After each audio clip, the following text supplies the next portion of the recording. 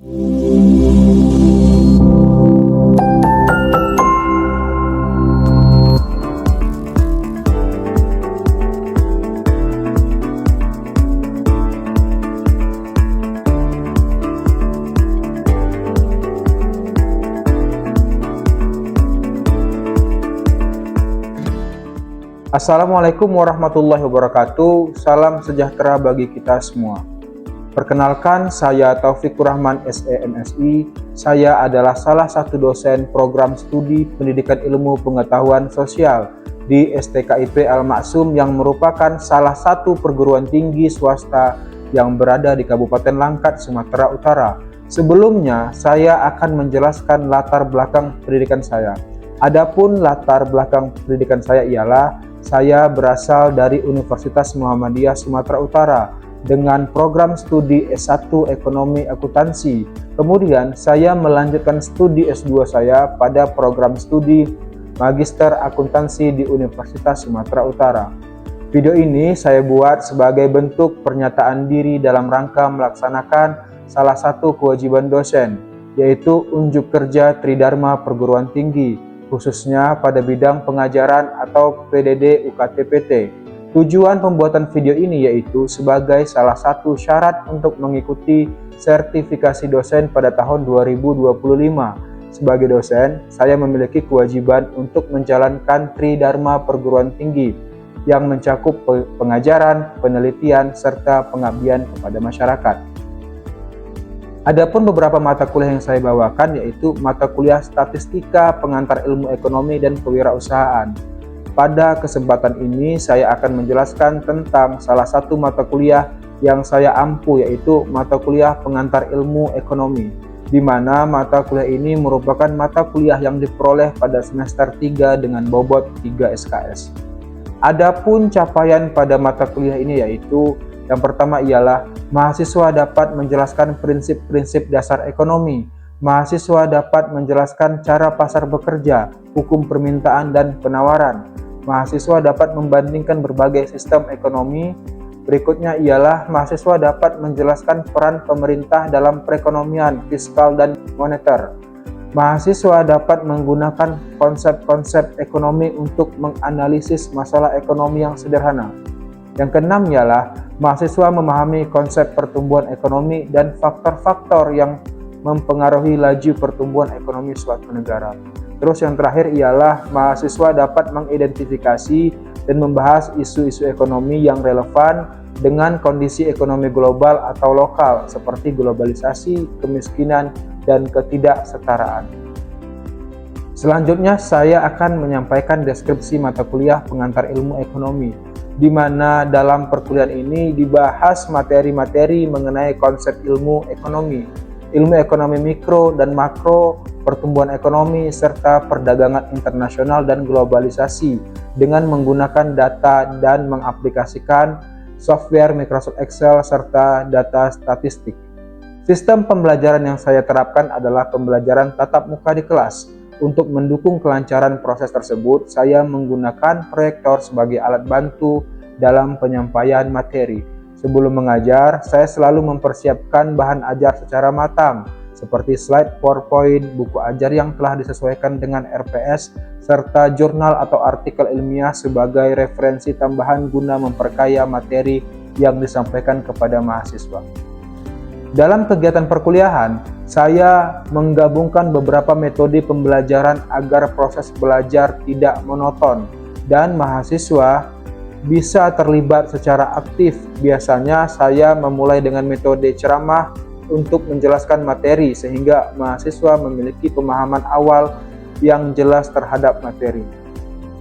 Setelah itu, saya mengajak mahasiswa berdiskusi. Melalui diskusi, mereka bisa saling bertukar pendapat, belajar mendengarkan, dan tentu saja mengembangkan cara berpikir yang lebih kritis. Di sela-sela perkuliahan, saya juga menggunakan metode tanya jawab sebagai bentuk komunikasi dua arah. Selain mendorong keberanian mahasiswa untuk bertanya, metode ini juga membantu saya melihat sejauh mana mereka memahami materi. Sebagai bentuk evaluasi ringan, saya juga menyisipkan kuis pada akhir pertemuan. Kuis ini tidak hanya mengukur pemahaman mereka, tetapi juga membangun antusiasme dalam mengikuti pembelajaran. Melalui kombinasi berbagai metode tersebut, saya berharap proses belajar di kelas menjadi lebih hidup, menyenangkan, dan mampu menjangkau kebutuhan belajar setiap mahasiswa. Dalam menilai hasil belajar siswa, saya menerapkan sistem penilaian yang mencakup berbagai aspek penting, yaitu yang pertama ialah etika atau sikap mahasiswa selama mengikuti perkuliahan, yang menjadi salah satu poin penilaian dengan bobot sebesar 10%, karena saya percaya sikap yang baik adalah bagian dari proses pembelajaran. Yang kedua ialah kehadiran itu berbobot 15%, sebagai bentuk apresiasi atas komitmen mahasiswa dalam mengikuti perkuliahan secara konsisten. Yang ketiga ialah tugas dengan bobot 15%, karena melalui tugas inilah mahasiswa dapat menunjukkan pemahaman dan penerapan materi secara mandiri. Berikutnya ialah kuis dengan bobot 10%, dan selanjutnya UTS atau ujian tengah semester dengan bobot 20%, dan UAS ujian akhir semester dengan bobot 30%. Dengan sistem ini, saya berharap penilaian tidak hanya berfokus pada hasil akhir, tetapi juga menghargai proses, kedisiplinan, dan tanggung jawab mahasiswa sepanjang perkuliahan berlangsung. Berikut saya tampilkan dokumentasi kegiatan pembelajaran saat saya mengajar pada mata kuliah pengantar ilmu ekonomi. Oke, Assalamualaikum warahmatullahi wabarakatuh. Waalaikumsalam warahmatullahi wabarakatuh. Apa kabar hari ini? Baik ya, sehat ya? Oke, sebelum kita memulai, kita untuk biar semangat dulu, kita coba sekali. Semangat pagi! Pagi, pagi, pagi. Oke, terima kasih. Yang tidak hadir berapa orang? Hadir semua? Oke, terima kasih. Baik, hari ini pada pertemuan minggu ini pembahasan kita ialah ekonomi mikro. Sebelumnya, pada minggu sebelumnya itu kita membahas tentang apa? Ekonomi makro. Jadi pada minggu ini kita membahas ekonomi mikro. Jadi sedikit kita flashback ya untuk menyegarkan pikiran kita tentang ekonomi makro. Jadi itu adik-adik mahasiswa, apakah masih ada yang ingat nggak tentang ekonomi makro? Sebelum kita masuk ke materi kita yaitu ekonomi mikro. Jadi kita sebagai penyegaran aja tentang materi kita pada minggu sebelumnya. Baik, kepada adik-adik, apakah ada yang bisa menjelaskan tentang ekonomi makro? Oke, Ayunda, silahkan. Apa itu ekonomi makro? Baik Pak, ekonomi makro adalah ilmu ekonomi yang mempelajari tentang perekonomian suatu negara atau wilayah secara keseluruhan. Fokusnya pada fenomena ekonomi berskala besar seperti pertumbuhan ekonomi, inflasi, pengangguran, dan kebijakan fiskal secara moneter, Pak. Oke, terima kasih Ayunda. Jadi apa yang disampaikan Ayunda tadi, ekonomi makro ialah semua kegiatan ekonomi dalam skala yang lebih besar daripada ekonomi mikro. Jadi ekonomi makro ialah yang berimplikasi terjadinya dinamika pada permintaan agregat atau permintaan keseluruhan. Jadi di situ ada kebijakan mencakup kebijakan fiskal, kebijakan moneter, dan kebijakan lainnya. Oke, tadi pengertian tentang ekonomi makro. Sekarang kita lanjut. Saya ingin bertanya lagi tentang ekonomi makro. Kepada adik-adik mahasiswa, apakah ada yang bisa menjawab dari tes di bawah ini? Ada dua tes. Ada yang pertama ialah apa yang dimaksud dengan siklus bisnis. Yang kedua ialah apa perbedaan antara kebijakan fiskal dan moneter. Untuk pertanyaan yang nomor 2, apa perbedaan antara kebijakan fiskal dan moneter? Siapa yang bisa menjawab? Saya, Pak. Oke, Sabrina ya? Iya, Pak. Sabrina, silahkan jawab pertanyaan dari soal nomor 2. Saya, Sabrina Balkis, akan menjawab pertanyaan soal nomor 2, yaitu apa perbedaan antara kebijakan fiskal dan moneter. Kebijakan fiskal menggunakan anggaran pemerintah, sedangkan kebijakan moneter menggunakan suku bunga dengan jumlah uang yang beredar. Tujuannya Kebijakan fiskal dapat digunakan untuk mencapai tujuan seperti meningkatkan pertumbuhan ekonomi dan mengurangi pengangguran, sedangkan kebijakan moneter lebih fokus pada mengontrol inflasi dan menjaga stabilitas keuangan. Oke, benar sekali. Terima kasih Sabrina. Jadi perbedaan fiskal dan moneter ialah dua alat utama yang digunakan oleh pemerintah. Yang pertama ialah kebijakan fiskal digunakan oleh pemerintah dan bank sentral untuk mengelola perekonomian. Jadi sedikit gambaran tentang ekonomi makro sudah kita penyegaran tadi untuk mengingat kembali agar kita tidak lupa pada materi sebelumnya. Maka kita lanjut pada materi minggu ini yaitu ekonomi mikro. Namun sebelum kita masuk ke materi yang baru ekonomi mikro, saya juga harus membacakan capaian apa yang ingin kita capai dalam pembelajaran ekonomi mikro. Di mana yang pertama ialah mahasiswa mampu menguraikan konsep dasar ekonomi mikro. Jadi mahasiswa itu mampu nih memisahkan, membedakan konsep-konsep dasar dari ekonomi mikro. Yang kedua ialah mahasiswa mampu menjelaskan prinsip dasar ekonomi mikro dalam kehidupan sehari-hari. Jadi biar relate sama kehidupan sehari-hari. Yang ketiga ialah mahasiswa mampu menjelaskan peran dan relevansi ekonomi mikro dalam kehidupan sehari-hari. Jadi itulah capaian pembelajaran yang ingin kita capai pada materi ekonomi mikro. Baik, sebelum kita masuk ke materi, saya akan membacakan peta konsep dalam pembelajaran ekonomi mikro terlebih dahulu, di mana dalam perekonomian mikro itu kita harus memahami konsep dasar ekonomi mikro. Setelah memahami konsep, maka kita memahami prinsip. Apa itu prinsip dasar dari ekonomi mikro? Gunanya apa? Agar memiliki peran dan relevan terhadap kehidupan kita sehari-hari. Jadi ekonomi mikro ini skupnya itu lebih kecil, jadi agar kita semua dapat memahami untuk biar relevan dengan kehidupan kita sehari-hari. Jadi, apa itu konsep perekonomian mikro? Konsep perekonomian mikro adalah ekonomi mikro merupakan cabang ilmu ekonomi yang memfokuskan perhatiannya pada analisis perilaku ekonomi individu, rumah tangga, dan perusahaan dalam mengambil keputusan terkait apa? Konsumsi, sumber daya.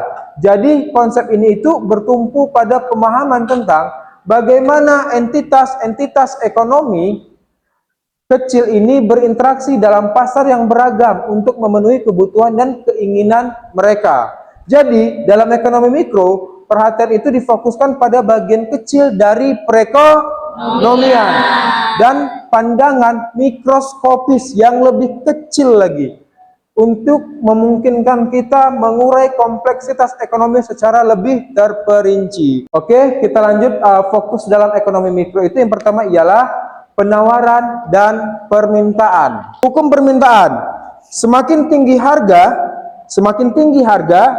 semakin turun jumlah yang diminta.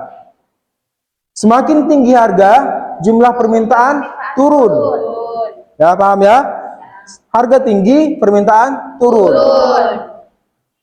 Harga rendah, permintaan naik. Oke, jadi kebalikannya, harga tinggi, permintaan turun. Kalau harganya rendah, permintaan naik.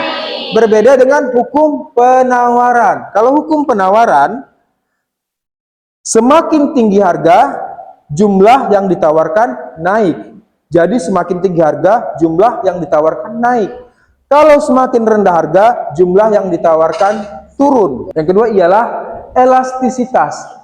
Konsep elastisitas seperti elastisitas harga dan pendapatan adalah bagian paling penting dari ilmu ekonomi mikro, di mana elastisitas ini merupakan permintaan atau penawaran terhadap perubahan harga atau pendapatan. Jadi sifatnya elastis, gitu ya. Itu nomor 3. Tadi saya terlewat berarti ya. Yang nomor 2 itu struktur pasar. Struktur pasar merupakan yang mempelajari berbagai jenis struktur pasar, termasuk persaingan sempurna, monopoli, monopolistik, dan monopoli. Yang keempat ialah biaya produksi dan keuntungan. Jadi biaya produksi adalah semua pengeluaran yang dikeluarkan oleh perusahaan untuk menghasilkan barang atau jasa. Jadi biaya produksi ialah semua pengeluaran yang dikeluarkan oleh perusahaan untuk menghasilkan barang atau jasa. Sedangkan keuntungan adalah selisih antara pendapatan dan biaya. Jadi biaya produksi dan pendapatan selisihnya berapa, itulah keuntungan. Kita bahas tentang apa itu persaingan sempurna, apa itu monopoli, apa itu persaingan monopolistik, dan apa itu oligopoli. Jadi persaingan sempurna. Apa itu persaingan sempurna? Suatu bentuk struktur pasar ideal di mana terdapat banyak penjual dan pembeli, dan harganya itu ditentukan oleh keseimbangan pasar. Contohnya apa ini? Contohnya orang menjual sayur, orang menjual bahan makanan, itu kan dipajak hampir sama. Banyak penjualnya gitu, tinggal kita yang memilih mau membeli yang di mana gitu. Kalau monopoli ialah struktur pasar di mana hanya ada satu penjual yang menguasai pasar. Selanjutnya ialah persaingan monopolistik, di mana struktur pasar banyak menjual produk yang mirip tetapi tidak identik. Yang terakhir ialah oligopoli. Oligopoli ini hampir sama dengan monopoli. Kalau monopoli, satu penjual yang menguasai pasar. Kalau oligopoli, beberapa penjual yang menguasai pasar. Itulah perbedaan monopoli dan oligopoli. Oke, lanjut kita masuk ke prinsip dasar. Tadi kita sudah memahami konsep dasar. Sekarang prinsip dasar dari ekonomi mikro. Apa itu prinsip dasar dari ekonomi mikro? Di sini dijelaskan seperangkat konsep dan panduan yang membentuk dasar analisis perilaku ekonomi individu, rumah tangga, dan perusahaan dalam lingkup mikroekonomi. Prinsip ini membantu menjelaskan bagaimana keputusan ekonomi dibuat, interaksi di pasar, serta dampaknya terhadap alokasi sumber daya dan kesejahteraan. Oke, jadi ini beberapa dari prinsip dasar ekonomi mikro. Yang pertama ialah prinsip penawaran dan permintaan. Tadi kita sudah tahu hukum penawaran dan hukum permintaan, ya kan? Sekarang saya jelaskan sedikit bagaimana itu prinsip penawaran dan permintaan. Konsep ini mengajarkan bahwa harga dan kuantitas barang dan jasa ditentukan oleh interaksi antara penawaran dan permintaan pasar. Ketika harga naik, penawaran biasanya akan meningkat dan permintaan cenderung menurun. Prinsip keseimbangan dan kegagalan pasar. Jadi apa yang menyebabkan keseimbangan dan apa yang menyebabkan kegagalan pasar? Jadi keseimbangan pasar merupakan terjadi ketika jumlah penawaran sama dengan jumlah permintaan. Jumlah penawaran, jumlah permintaan sama. Itu ialah merupakan keseimbangan pasar. Dan prinsip kegagalan pasar bahwa dalam beberapa situasi pasar mungkin tidak mencapai efisiensi atau alokasi sumber daya yang optimal.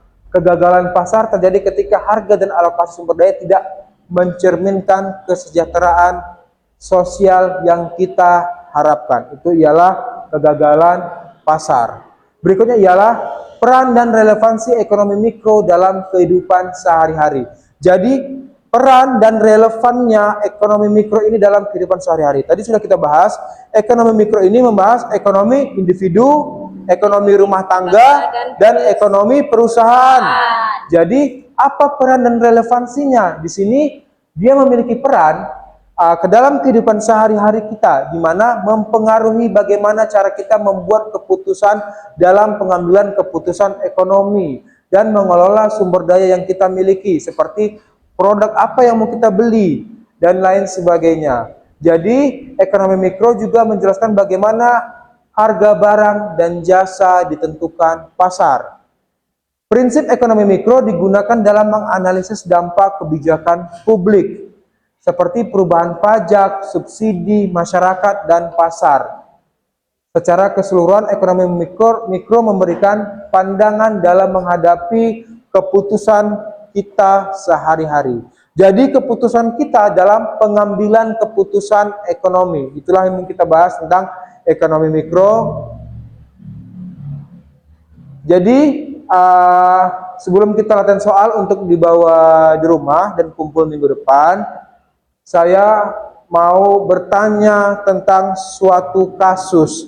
Jadi ini merupakan studi kasus tentang suatu keputusan ekonomi dalam pengambilan ekonomi mikro. Jadi saya ingin adik-adik mahasiswa semua untuk berdiskusi. Jadi saya pisah dua menjadi kelompok 1 dan kelompok 2. Saya pisah dua.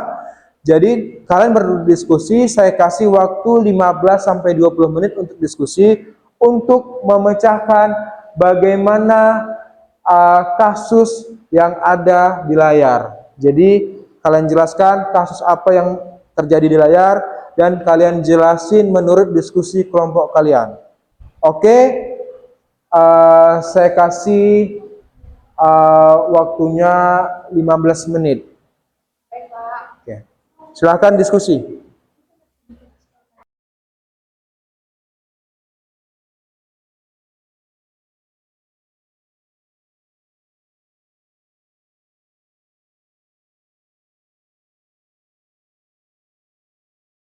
Oke, dari studi kasus di layar, untuk kelompok 1, apakah sudah bisa menjelaskan tentang studi kasus di layar? Sudah, Pak. Sudah? Ya. Oke, silahkan dijelaskan. Perkenalkan, nama saya Siti Agnia. Saya akan menjelaskan tentang studi kasusnya.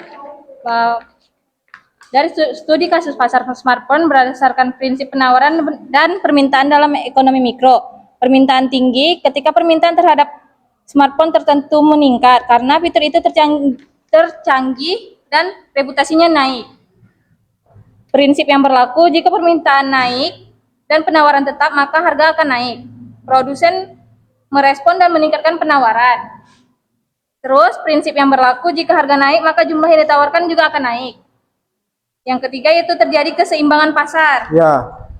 Interaksi antara konsumen dan produsen akan menyebabkan pasar mencapai titik keseimbangan.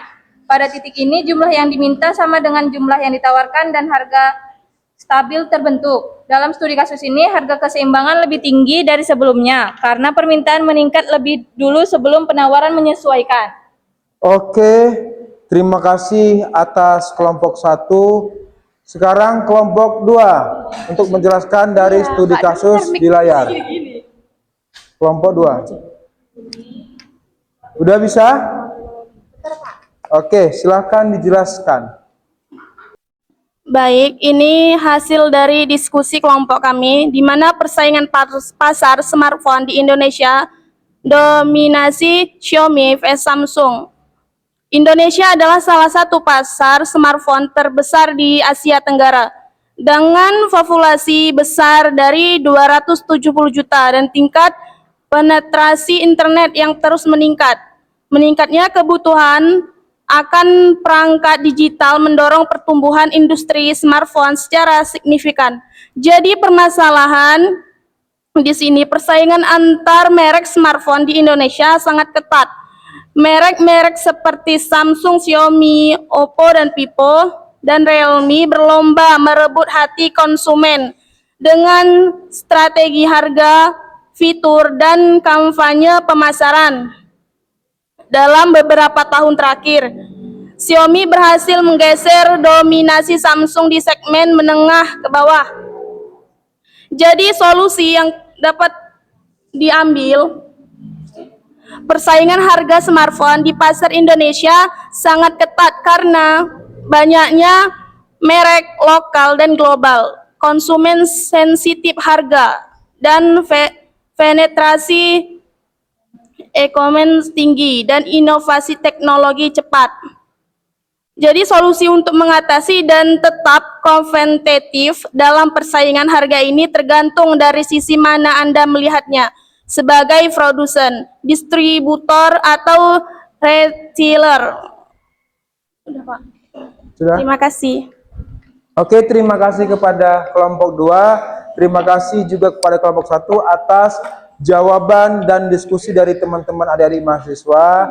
Jadi kesimpulannya apa dari studi kasus ini? Kesimpulannya ialah, yang pertama ialah permintaan dan penawaran saling mempengaruhi harga dan kuantitas dalam pasar. Yang kedua ialah keseimbangan pasar tercapai ketika jumlah yang diminta sama dengan jumlah yang ditawarkan. Perubahan pada teknologi, persaingan atau produksi bisa menggeser kurva permintaan atau penawaran. Dan yang terakhir ialah dari studi kasus ini kita dapat melihat bahwasannya terlihat jelas prinsip dasar ekonomi mikro berjalan dalam kehidupan nyata dan kehidupan kita sehari-hari. Oke. Sebelum kita akhiri, apakah ada pertanyaan dari teman-teman mahasiswa?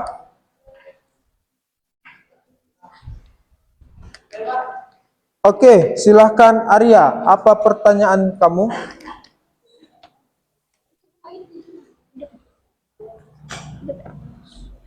Baik, saya Arya Syahputra ingin bertanya, di dalam pasar, kenaikan harga suatu produk biasanya akan mengakibatkan apa terhadap jumlah penawaran dan permintaan produk tersebut?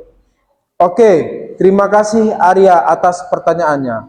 Jadi, di dalam pasar itu, kenaikan suatu harga produk bisa terjadi karena dua hal. Yang pertama ialah jumlah penawaran meningkat dan jumlah permintaan menurun. Jadi kesimpulannya penawarannya naik, permintaannya turun. Itu hal yang biasa terjadi di dalam pasar. Di mana produsen cenderung meningkatkan jumlah produk yang ditawarkan karena mereka terdorong oleh potensi di mana bila mereka memiliki produk yang lebih besar maka akan mencapai keuntungan yang lebih besar. Namun dengan penawaran meningkat diharapkan juga permintaan juga meningkat. Namun juga ada kendala di mana permintaan menurun. Karena apa? Karena kurang terjangkau atau kurang menarik di masyarakat. Jadi itulah permasalahan dalam kenaikan suatu produk di pasar. Gitu. Terima kasih Arya. Apakah ada pertanyaan lagi? Tidak ada, Pak. Cukup?